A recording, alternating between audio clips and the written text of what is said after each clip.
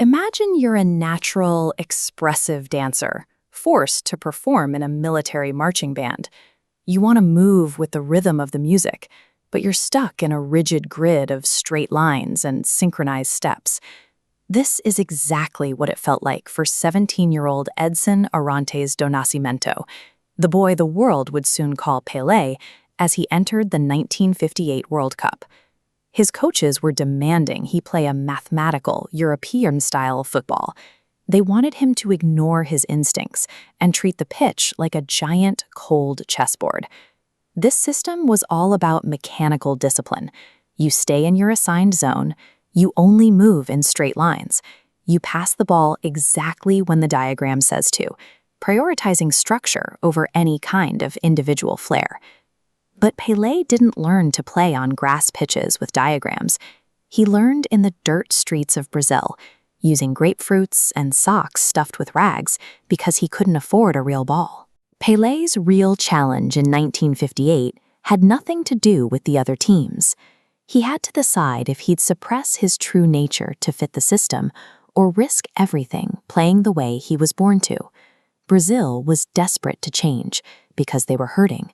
In 1950, they suffered a crushing defeat on their home soil that left the entire nation in a state of shock and mourning. The people in charge of the sport decided their native, joyful style was the problem. They felt it was embarrassing and unorganized, and they believed the only way to ever win again was to perfectly mimic the Europeans. Coach Vicente Feola was hired to enforce this new mindset. His job was to strip away the street style and turn players into disciplined machines. Pelé struggled under these rules. Trying to play in an unnatural, rigid way made him hesitant on the field. He eventually suffered a knee injury that almost kept him out of the tournament entirely. The rest of the team felt it too. They were paralyzed. They were so worried about staying in their zones and following the imported system that they forgot how to actually play the game. In their rush to erase their identity and copy the winners, Brazil was throwing away the very thing that made them dangerous. The players called their natural rhythm Jinga.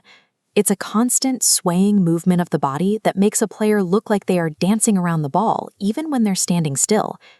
Jinga started as Capoeira, a fluid martial art developed by enslaved Africans in the Brazilian jungle. It was designed as a way to defend themselves with grace and speed. When Capoeira was later made illegal, the people practiced it anyway by disguising the combat moves as dance steps. Over time, that same deceptive, acrobatic flow slowly moved from the dance floor into the local street football games. This is exactly how Jinga works on the pitch. Instead of running through obstacles, you flow around them. You use unpredictable spins and mid-air flicks to keep the defense guessing. In the uneven dirt streets where Pelé grew up, Jinga was a practical tool.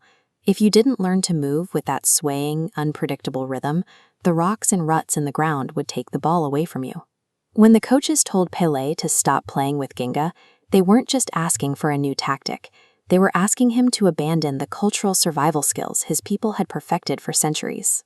By the time they reached the World Cup final, Brazil was facing Sweden, a massive, organized team playing on their home turf. Early in the match, the rigid European strategy failed. Sweden scored first, and Brazil looked like they were going to lose yet again by trying to play a game that didn't belong to them. That's when everything changed. Pelé and his teammates collectively decided to stop following the instructions. They stopped being a marching band and started playing with Jinga. The Swedish defense was completely bewildered. They were trained to stop players moving in straight lines, but the Brazilians were suddenly moving like water, flowing through gaps that shouldn't have existed. Pelé began performing moves the world had never seen, including his famous sombrero flick, where he tossed the ball over a defender's head, ran around him, and volleyed it into the net before it hit the ground. The result was a landslide.